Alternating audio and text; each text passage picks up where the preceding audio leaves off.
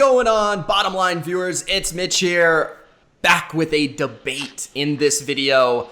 The NFC East is going to be argued. Who is going to win this division in 2020? Is it going to be the two-team race between the Cowboys or the Eagles? Because really, let's be honest, the NFC East is a two-team race. It's going to be the Eagles or it's going to be the Cowboys. And I think that's also what makes this division kind of fun and fun to predict. And really the only division where you can have this kind of argument or debate. So we have an Eagles fan and we have a Cowboys fan. You might know them, Dilly Vanilli and AC. They're back for a debate. Cowboys obviously being argued by Dylan and the Eagles being argued by AC. So we're going to basically outline the debate going with an opening statement from Dylan, an opening statement from AC.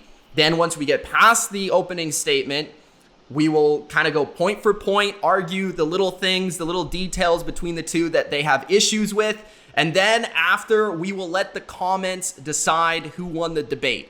So I'll let it go for like a week and we'll see the comments and I'll tally it up. Who you guys thought won the debate. Remember, this is not who you think is going to win the NFC East. It's who won the debate, the argument. That is the key here. You are listening to what they are saying. You are not putting your own previous bias into it. So let's start off with the opening statement from Dilly Vanilli and the Cowboys. Opening statements should be short. They shouldn't be long. They shouldn't be your whole argument. So I'm just gonna go for it, and we'll make it snappy. The big points. The big points. Right. First big point. Clapper gone. Okay, that's a number one main issue for us. I think the lack of motivation towards, especially the second half of the year, was a big factor in having Jason Garrett on the team. So he's gone. In comes in Mike McCarthy, a guy who's won a Super Bowl, a guy that has a little bit of experience, and hopefully can motivate the team to the next level. So that 8-8 record that you saw last year is hopefully going to be eviscerated by having the new coach in town. Second, as we brought up just before the stream, we only played two different teams this year. You got the Falcons and you got the Vikings. These are two winnable games for the Cowboys. I think the Falcons you should win, and the Vikings, while competitive, I think could be and maybe even should be a nice extra W for you. Now, the Cowboys in one possession games last year were 1-6. That's garbage. That's terrible, okay? But 2019, even let's say that even happens again, you pick up a 3-4 record, okay, which isn't great, but let's say you get 3-4, maybe even 4-3, you improve your record by 2 or 3 games, which is massive in this group. Then we go on to the talent real quick. I mean, the talent's still there. We brought out how both of these teams last year, we almost had 12-4, 13-3. We had crazy high expectations for them based off of talent. And this year is no different. A couple of Cowboys signed some contracts, not named Dak, but still pretty good talent overall. You got the quarterback there. Zeke is still there. The receivers, which we'll get into. And I think the defense has weakened. I think that is the number one concern for the Cowboys, is that they've probably gone down 4 or 5 rankings in the defensive list here, but they've still got some really good talent. There hasn't been too much of a team personnel change from last year to this year, but I think the philosophy change is definitely going to be seen this year, and I think that's what is going to propel the Cowboys to a better record in 2020 than they had last year. All right, fair enough. Good arguments there. The biggest point for Dilly being the coaching staff. It's different. It's better. The reason the Cowboys will win the division. All right, AC, it's your time to give us your argument. People have moved to, it's all about the numbers. It's all about the talent. It's all about the speed. But if you look at this Eagles team over the last 4 years, it's about their heart. It's about their teamwork. It's about their camaraderie. It's about facing problems and overcoming them. Even like last year, they lost everyone they could have lost of big time importance at some point in the season. If you look at their quarterback, Carson Wentz, only having one receiver over 500 yards, losing Alshon Jeffrey, Ertz at times, Goddard at times, he still was able to get it done. And if you look at this defense as well, what was the biggest issue last year? Secondary. You know how you get better in that? You bring in Darius Slay, one of a top 5 corner in the league. Yes, you lose Jenkins, but later on I'll get into more of a camaraderie thing. Whatever. I can't even say that word. Anyways, at the end of the day, the reason why I believe the Eagles are going to win the NFC East is because they have the experience too with their scheme and their coaching staff. They have the most experience in the NFC East of winning games and playing in these big games and just falling short and then actually winning a Super Bowl. Still a lot of players on that team that won the Super Bowl. Obviously, the biggest issue, Carson Wentz hasn't been able to finish the season once in the last 3 years. But they kind of settled that in the draft where we have a nice little shiny toy that we get to play with if Carson Wentz doesn't in fact get injured, which I don't think he will. So the big thing with the Cowboys that I'll say is, yes, they have all the talent. They got the CD Lambs, they got the Amari Coopers. They upgraded their defense with 2 big-time defensive tackles, but they haven't proven anything. If they, in fact, do well this season and win a couple playoff games, it will be the first time they have done that with Dak Prescott. It will be the first time. So we have to pick a team just on paper that we think they're going to be better than a team that's gotten it done.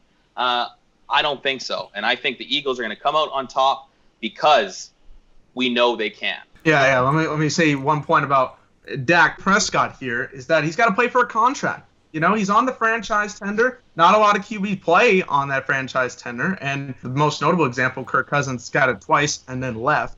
But the biggest thing is he's got to play for that contract. And I wasn't a big fan of signing him to this massive deal without getting much playoff success, 1 win in his first 3 seasons.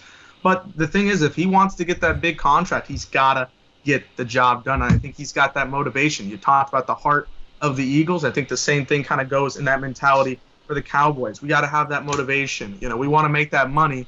Zeke got it before anybody else. I don't think he deserved it. Regardless, you got to do what you got to do. And if Dak wants that huge $35-40 million contract that he thinks he deserves, he's got to get that playoff wins. And this season, he's got to prove it. I think he can do that. And to me, I don't even think the biggest issue is going to be Dak this year.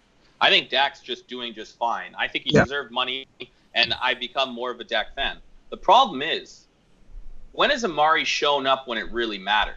You look at that big game in Week 16, his body language just didn't seem like he wanted to be there. Quit. I don't want to say quit because I don't think he quit on his team. No. Where was he? Where was that guy that the first couple weeks of the season or Week 7 or 8 when he was just dominant? They have the star power. I think what it comes down to, it's not going to be Dak. It's going to be those big-time players you're paying money. And you can throw in Ezekiel Elliott there too. Is he going to do what it takes and play 60 minutes all the time to get it done?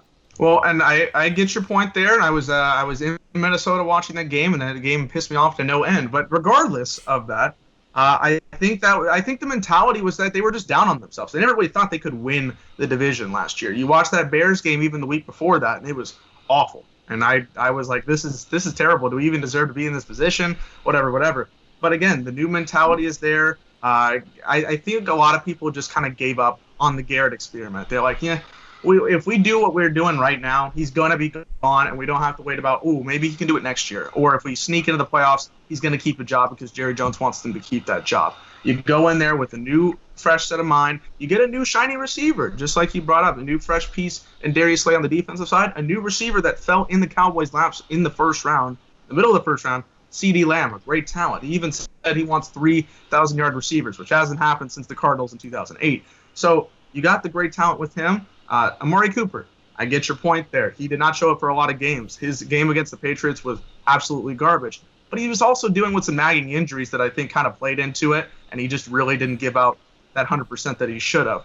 But now he's got a contract here. He needs to play very well. I think he will do so. And Michael Gallup, I'm interested to see what he does because now he's been kind of put at that third receiver spot when he didn't necessarily think he was going to be. So I think this can be a breakout year for him. Show them. Get the expectations. Tell the people, hey, I'm doing what I need to do, and I'm not going to be put in the shadows of these other two guys. AC, do you think the Eagles have done enough to upgrade that offense? Because if they don't have those receivers, and now with the losses on the offensive line, are they going to be able to go toe-to-toe with some of these NFC teams on offense? Well, first of all, you look at Carson Wentz. I still am of the opinion And if you even want to go, not even against Dak Prescott, I think Dak Prescott's a good quarterback.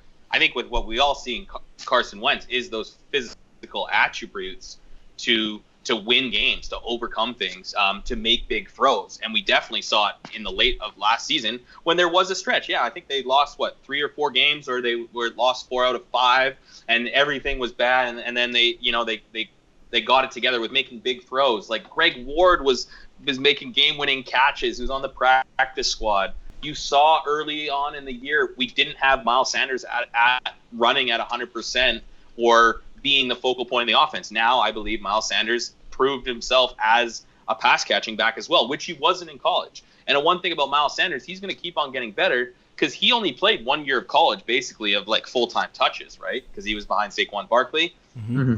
When you look at the receivers, Deshaun Jackson staying healthy is a big if. But I do think if he stays healthy, he's going to be able to teach Jalen Reagor some things. And if he isn't, then Jalen Reagor is going to come in the slot and is showing speed. I do think things have worked itself out with Alshon Jeffrey. I do think if Alshon Jeffrey stays healthy, he's a good player to be out there compared to what we've had lately. Dallas Goedert is just continuing to get better. I saw your top tight ends of top 10, and 2 of them were in the top 10. Zach Ertz is that dude. Like, he can run routes. He doesn't drop balls. He's there every game playing through injuries.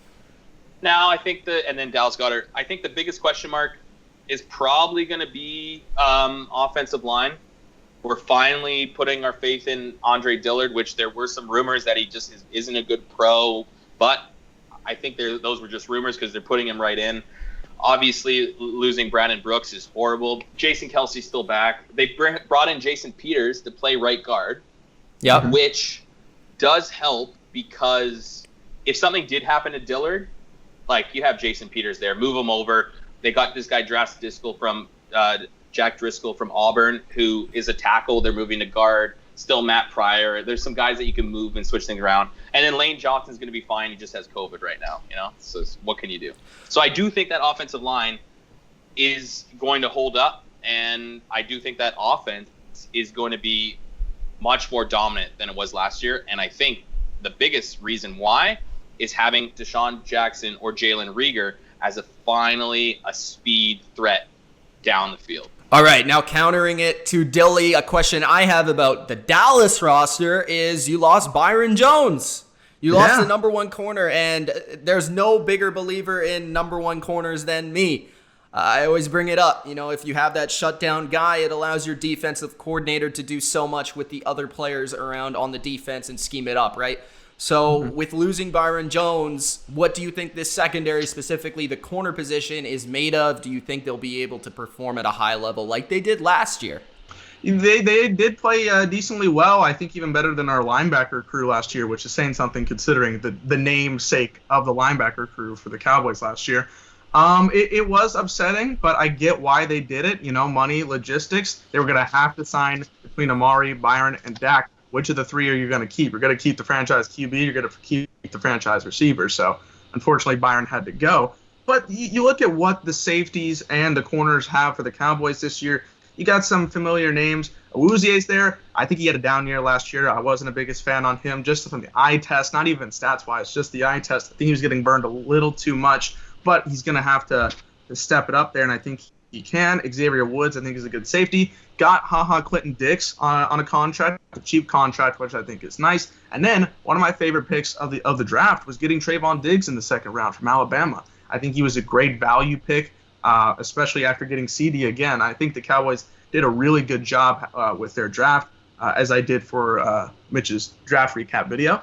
And I think it didn't get 100%, obviously missing that number 1 corner, because you're going to have to deal with these guys like Diggs with being a little bit younger and having to deal with the NFL system. But they are recovering from it, and they're still a pretty good unit, I think, in my opinion. And more time, more games, more experience, they're going to get even better. Jump on for the Eagles secondary, which I was going to, is bringing in Diggs. And I got to finally get this word right because that was embarrassing. I don't know if I can win a debate with not being able to pronounce camaraderie.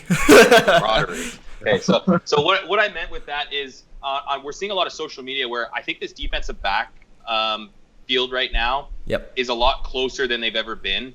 And nothing against Malcolm Jenkins as a player in that locker room around the field. I just never saw any stories of Malcolm Jenkins doing things and practicing outside of the football, Eagles football, which I do think maybe with Jeffrey's comments, he was one of the guys he was pointing fingers at, because Jenkins did a lot for this organization. And I do think with Darius Slay, what we're seeing is all 8 DBs, Avonte Maddox, McLeod, then Will Parks now, Nicole Roby-Coleman, they're all practicing together, and I do think that's going to bring this togetherness, starting with Slay. Obviously, we have Jalen Mills moving over to strong safety, which, in my opinion, is great news because he wasn't the best one-on-one cover, but he's very good at tackling, and I do think he's smart enough to be able to move over to safety, and you're going to put him into positions where he doesn't have to do a lot of man one-on-one coverage things, because obviously maybe Rodney McLeod, plus they have more depth on the nickel. They bring in Nicole Roby-Coleman, who I think is our best nickel we've had since Patrick Robinson, which is probably the reason why we won the Super Bowl. Plus, there was 2 years ago where Schwartz likes to use 3 safety systems. Now you bring in Will Parks. There's your third safety. So there's a lot more depth in that secondary, which I think could be the greatest secondary we've seen since the Asante Samuel days, just in between the Lito Shepherd, Sheldon Brown, and still you have Brian Dawkins. But I do think Darius Slay is definitely going to be the best defensive back we've had, probably since Brian Dawkins, different position, but probably, and then going back even further, Asante Samuel. Because Lito Shepherd and Sheldon Brown I love just as a fan, but it's not like they were Darius Slay good. So I do think that secondary is going to be able to hold up. You got to stop Cooper. CD Lamb, I think my only thing is CD Lamb is going to be the toughest maybe matchup. Yeah, that's the thing. Looking at some of the roster strengths, when you look at the Cowboys offense, I'm somebody that's really excited about what they can do from a balance perspective, running the football, passing the football with those receivers. I don't know how you feel about Blake Jarwin there. Dilly, we'll talk about that maybe a little bit. The defense, it should be better based on coaching and based on Leighton Vander Esch back, but we'll have to see. I think Dallas is really counting on outscoring people. When you look at the Eagles, I think it's a little different. I think maybe they're a more balanced roster, but I love what they've done on defense with their additions. It's Slay, Nicole Roby-Coleman, like you said. But then on the defensive line, Javon Hargrave, they get Malik Jackson back. They just re-signed Vinnie Curry. So it's a very strong defensive line. Can I bring something up about history?